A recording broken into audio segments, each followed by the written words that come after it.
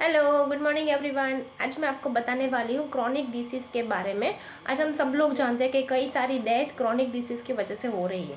Actually में क्या आप लोग जानते हो क्रॉनिक डिसीज़ क्या है? क्रॉनिक डिसीज़ मतलब कि आपकी जो रहने की जीवन शैली है, यानी कि हमारी डेली हैबिट्स से, हमारी जो लिविंग लाइफस्टाइल है, उसकी वजह से कई सारे हमें डिसीज़ होते हैं। For an example diabetes, cancer, thyroid, तो ये सारे जो है वो क्रॉनिक डिसीज़ बताए जाते हैं। आज हम सब लोग जानते हैं कि लास्ट 1 ईयर में हार्ट अटैक की वजह से कितनी सारी डेथ हुई है। मोस्ट इफेक्टिवली वो 20 ईयर से लेकर 40 ईयर्स के बीच वाले पर्सन को ज़्यादा इफेक्ट करता है। क्यों ऐसा क्यों होता है कि 20 ईयर्स के बीच से 40 ईयर्स के बीच वाले पर्सन आज हार्ट अटैक की वजह से ज़्यादा उनकी मौत हो रही थी? ऐसा क्यों हो रहा है? तो इसका मतलब ये है कि आज के जो हमारे यंग जनरेशन है तो वो सारे बैड हैबिट्स के ऊपर ज़्यादा कॉन्सेंट्रेट हो रहे हैं। मतलब बैड हैबिट्स मतलब कि जंक फूड ज़्यादा खाना, पानी कम पीना, देर रात तक नाइट आउटिंग करना, सुबह को लेट से जगना, तो ये सारी आपकी हैबिट्स की वजह से आपको लाइफस्टाइल डिसीज़ हो सकते हैं। लाइफस्टाइल डिसीज़ मतलब कि क्रॉनिक डिसीज़। अभी तो आपको ये समझ में आ गया होगा कि क्रॉनिक डिसीज़ की वजह से आज बहुत सारी हमारे कंट्रीज़ में मौत हो रही है। और मोस्ट अगर काउंटेबल हम उसको बोले तो 20 ईयर्स के बीच से 40 ईयर्स के बीच में हार्ट अटैक की तकलीफ अभी ज़्यादा हमें दिखाई दे रही है। तो हमें उसको कम कैसे करना है? तो आपको उसके लिए क्रॉनिक डिसीज़ यानी कि लाइफस्टाइल डिसीज़ जो हो रहे हैं उससे आपको बचना है। तो उससे हम प्रिवेंशन कैसे कर सकते हैं? फर्स्ट ऑफ ऑल तो आपको अपनी लाइफस्टाइल चेंज करनी है, यानी कि आपको हेल्दी लाइफस्टाइल जीना है। हमें सिर्फ जीने के खातिर नहीं जीना है। यस, सब लोग ऐसे कहते हैं कि एक ना एक दिन तो मौत आने ही वाले। यस, सबको आने वाली है। अगर जिसका जन्म तय है तो उसकी मौत भी तय होती है। मतलब कि भगवान ने, ऊपर वाले ने तय करके हमको नीचे भेजा रहता है, राइट? तो इसका मतलब ये नहीं कि हमें हमारी लाइफस्टाइल जैसे जीनी है वैसे जिए। नहीं, अगर आपको अच्छी, जैसे हम कहते हैं ना कि हमें अच्छी ज़िंदगी जीनी ज़रूरी है, राइट? तो उसके लिए हमें हेल्दी लाइफस्टाइल जीनी ज़रूरी है। आपको न्यूट्रिशन वाला खाना खाना चाहिए, फिज़िकल एक्टिविटी करनी चाहिए, यानी कि फ़िज़िकल आपको एक्टिव रहना भी बहुत ज़रूरी है।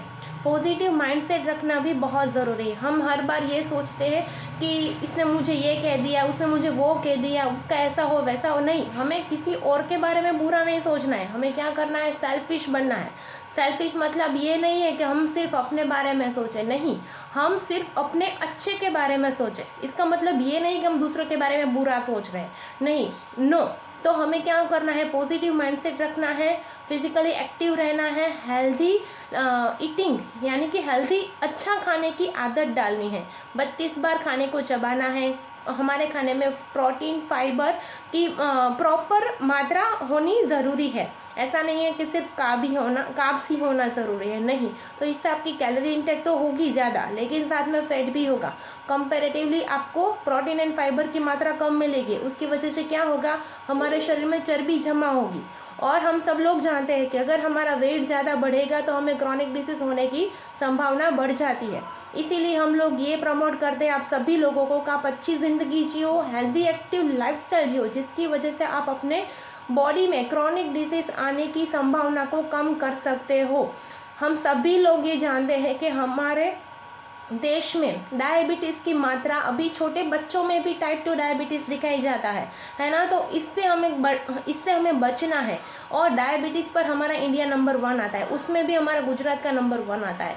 तो हमें हमारे देश में हमारे राज्य में यानी कि हमारे स्टेट में ये क्रॉनिक डिजीज़ होने की संभावना कम करनी है। डायबिटीज़ में नंबर 1 है। उसी तरह वेट ज़्यादा यानी कि मोस्ट ओबेसिटी पर्सन जो हमें दिखाई देते हैं वो भी हम इंडिया में ही दिखाई देते हैं। तो ये सब की मात्रा हम कम कैसे कर सकते हैं? तो हमें हेल्दी एक्टिव लाइफस्टाइल को एडॉप्ट करना है, न्यूट्रिशन वाला खाना खाना है। डेफिनेटली आपको आपकी लंच प्लेट में प्रोटीन एंड फाइबर की मात्रा को बढ़ाना है। कार्ब्स की मात्रा भी लेनी है, लेकिन कंपैरेटिवली प्रोटीन और फाइबर की मात्रा से कम लेनी है। यस, दूसरा है हमें हमारा डिनर जो है वो अर्ली डिनर करना बहुत ज़रूरी है। कई सारे लोग हमारे में ऐसे हैं कि बिज़नेस की वजह से, उनकी रेगुलर लाइफस्टाइल की वजह से रात को देरी से खाना खाते हैं। लेकिन मैं आप सबको ये बता दूं, आप रात को जब खाना खाते हो तो उसके 2 घंटे 3 घंटे के बाद ही आपको स्लीप लेनी चाहिए। इसका मतलब ये नहीं कि आप रात को 12 बजे खाना खाते हैं तो रात को 3 बजे सोना है, नहीं। अगर आपको रात को 11:30 से 11 बजे आप सो रहे तो डेफिनेटली आपको अपना खाना 7:30 से 8 बजे तक का आपको कंप्लीट कर लेना चाहिए, क्योंकि अगर आप रात को देरी से खाना खाओगे तो आपकी जो बॉडी है, आपका जो डाइजेस्टिव सिस्टम है, उसको पचाने में बिजी रहेगा। उसकी वजह से क्या होगा कि आपकी बॉडी में जो स्लीप हार्मोन्स है वो रिलीज नहीं होंगे, और अगर आप सो भी गए तो आपका बॉडी जो है वो 2 जगह पर काम करेगा। एक तरफ से आपको वो नींद देगा, दूसरी तरफ से आपको वो डाइजेस्टिव सिस्टम में वर्क करेगा। मतलब कि आपका बॉडी जो है वो सुबह उठने के टाइम में प्रॉपर वर्क नहीं करेगा, आपको आलस होगी, नेगेटिव थॉट्स आएंगे, आपका डाइजेस्टिव इम्बैलेंस होगा। तो ये सारी चीज़ें जो है वो हमें रात को देरी से खाने के कारण होती है। यस, तो हमें इससे बचना है। और मोस्ट इम्पॉर्टेंट, आप जब सुबह को उठते हो तब आपको ग्रेटिट्यूड करना है, यानी कि हमें हमारे यूनिवर्स का शुक्रिया अदा करना है, हमें हमारे पेरेंट्स को थैंक यू बोलना है, हमें हमारी फैमिली को थैंक यू बोलना है, और सबसे मोस्ट इम्पोर्टेंट, हमें हमारे खुद को थैंक यू बोलना है। क्यों? क्योंकि आज हम जो करने वाले हैं वो बहुत ही अच्छा करने वाले हैं। मतलब कि आपको अफर्मेशन भी साथ में करना बहुत ज़रूरी है। अगर आप मॉर्निंग के टाइम में gratitude, affirmation, meditation, motivation and visualisation के साथ में अपना पूरा दिन की शुरुआत करोगे तो वो डेफिनेटली आपका जो पूरा दिन की जो 24 घंटे है उसमें वो आपको 24 से 48 घंटे का काम करवा के देगा आपका बॉडी। और जो भी आप अपने माइंड को बोलोगे वो ही आपका बॉडी आपसे करवाएगा, है ना।